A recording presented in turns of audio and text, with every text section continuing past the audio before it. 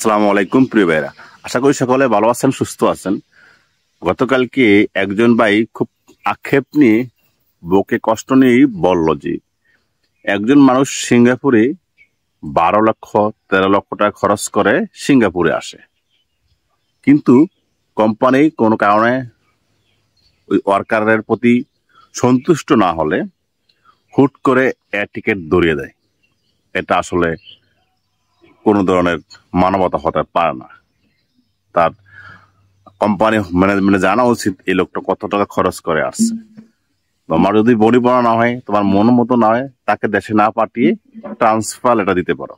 কিন্তু কোম্পানি যেভাবে হঠাৎ করে টিকিট ধরে দেয়, এটা কি কোনোভাবে মেনে নেওয়া যায় না।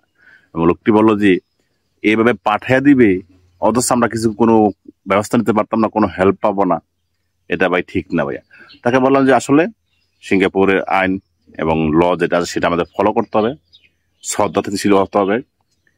এই জন্য আপনারা এত টাকা খরচ করে সিঙ্গাপুর যাওয়ার আগে ভেবে ডিসিশন নেবেন, এবং যাওয়ার পরে কোনো ভুল করা যাবে না। কোম্পানির ইন হাউস যে রুলস গুলো আছে, প্রত্যেকটা কোম্পানির ইন হাউস কিছু রুলস আছে, এটা মাথা রাখবেন। কোম্পানির ভিতরে অভ্যন্তরীণ কিছু নিয়ম কানুন আছে, ওই নিয়ম কানুনগুলো ফলো করে কাজ করবেন। আপনাকে কখনোই কোম্পানি পাঠাবে না, কন্টিনিউ কাজ করতে পারবেন। সিঙ্গাপুর প্রতি মাসে প্রতিদিন 200 লোক করে যাচ্ছে, 200 মিনিমাম।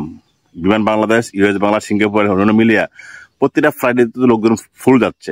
এর মধ্যে মিনিমাম 200 লোক তো হবেই নতুন আইপি নিয়ে যাচ্ছে।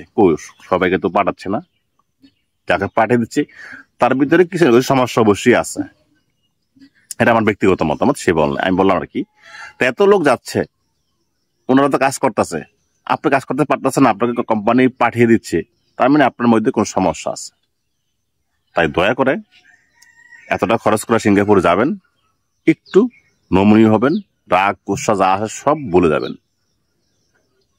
আর একটা কথা হলো যে কোম্পানি পাঠিয়ে দিতে চাইলে পাঠাতে কিছু করার নেই। এমন যদি কোম্পানি পাঠিয়ে দিতে চায় স্যালারি না দিয়ে, তখন হেল্প করা যায়। আর যদি স্যালারি সম্পূর্ণ পেমেন্ট করে এয়ার টিকিট হাতে ধরে দেয়, কেউ হেল্প করতে পারবে না। তাই প্রিয় ভাইয়েরা, সিঙ্গাপুর যাওয়ার পরে মাথা রাখবেন, আমি এত টাকা খরচ করে আসছি, আমাকে একটু মনোযোগ দিয়ে কাজ করতে হবে। কোম্পানির যে রুলস নিয়মগুলো আছে সেগুলো ফলো করতে হবে, কারণ আমার মাথার উপর অনেক কিছু। এখন কোম্পানি চাইলে যেমন সিঙ্গাপুর থেকে হঠাৎ করে আপনাকে পাঠিয়ে দিতে পারে, আপনি চাইলে রিজেন দিয়ে চলে আসতে পারবেন। তা আপনাদের কাছে অনুরোধ করবো, এত টাকা খরচ করে যাওয়ার আগে সিঙ্গাপুরে ভাববেন, আগে ভেবে সিদ্ধান্ত নেবেন যে আমি যে 12 লক্ষ টাকা খরচ করে যাচ্ছি, কোনো কারণে যদি কোম্পানি আমাকে দেশে পাঠিয়ে দেয়, তাহলে আমি টাকা কিভাবে পরিশোধ করব, আমি কি করব। এই জিনিসগুলো ভেবে চিন্তে আপনি ডিসিশন নিয়েন যে সিঙ্গাপুর যাবো আমি, আলহামদুলিল্লাহ নামলাম আমি। এই জিনিসগুলো না জানার কারণে অনেকে গিয়ে আফসোস করেন। তো এটা আমার ব্যক্তিগত মতামত প্রকাশ করলাম। সকলে ভালো থাকুন। আসসালামু আলাইকুম।